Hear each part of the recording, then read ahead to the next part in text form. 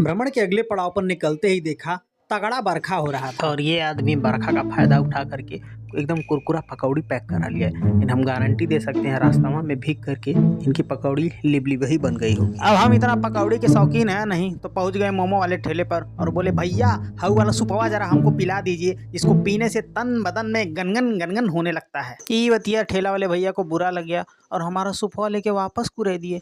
हे साले बड़े लिबले पकौड़ियाँ खा लिए होते। खैर पेट की आग बुझाने के लिए हम पहुंच गए छठी मैया के मेला में। यहाँ जाकर एक चीज पता चला जो कि हमारी दादी कहा करती थी, ए बाऊ मेला ना कुछ देला बल्कि घर के पैसा लेला। और मैं उल्टे पांव घर चल दिया पैसा लेने। घर जाते टाइम रास्ते में देखा एक नाकुड़ा यंत्र जिसका नाक टूट गया था लेकिन अपने पोंछ से मिट्टी की खुदाई कर रहा था। और इस खुदाई को लोग ऐसे देख रहे थे जैसे लग रहा था जेसीबी की खुदाई चल रही है। और इस खुदाई को देखने के लिए ये लड़का ढेलाहा खेत में ही अपना स्कूटी दौड़ा दिया। आगे बढ़ा तो देखा दो मेहरारू थी जिनके कपड़े पे पेड़ जाम गया। और अभी देखिए बगियाने चक्कर में पेड़वे अझुरा ली। कोनो तरह से छूटा तो इन लोगों को आगे दिखाइए नहीं दे रहा है। वो तो भला हो इन बकरियों का जो रास्ता दिखा दी, नहीं तो इन लोगों का पेड़ यहीं झुरा गया हो। खैर ले दे के कैसो वापस मेला में पहुंचा तो देखा प्लास्टिक ही मछली, जुगजुगहवा, फुलौना, पिहरी, नचौना, पट्टू, तोता, हेलीकॉप्टर, गुड़िया, पड़ाका, बैट गेना, अगड़म बाई सब मिल रहा था। लेकिन हमारा पसंदीदा गट्टा, बतासा या भेली कहीं नहीं मिला। मजबूरी में जीव लेबी, हमारा मतलब है जिलेबी खा करके छठ घाट पर पहुंच गए। खैर हंसी मजाक तो अपनी जगह पर है